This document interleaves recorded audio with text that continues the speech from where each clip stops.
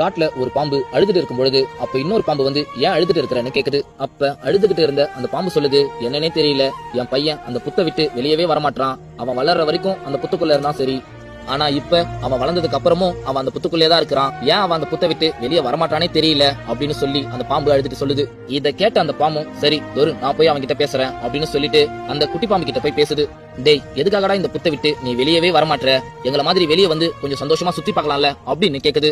அதுக்கு அந்த சின்ன பாம்பு சொல்லுது, எங்க அம்மா நிறைய தடவை என்கிட்ட சொல்லியிருக்காங்க, நம்மள மாதிரி பாம்புலாம் வெளியே போனா கழுகு நம்மள தூக்கிக்கிட்டு போயிட்டு சாட்டுன்னு.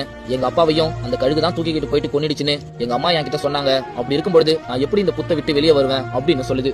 இதை கேட்ட அந்த பாம்பும் சரி உங்க அம்மா உயிரோட இருக்கிற வரைக்கும் தான் நீ புத்துக்குள்ள இருக்கிறப்ப உனக்கு சாப்பாடு கிடைக்கும். உங்க அம்மா இறந்துட்டாங்கன்னா நீ சாப்பாட்டுக்காக எப்படி இருந்தாலும் இந்த புத்தை விட்டு வெளியே வந்துதானே ஆகணும். அப்ப என்ன பண்ணுவ அப்படின்னு கேக்குது. நீ புத்துக்குள்ள இருக்கிறதுக்கு பேர் நீ உன்னை பாதுகாப்பா வச்சுக்கிறேன்னு அர்த்தம் இல்ல.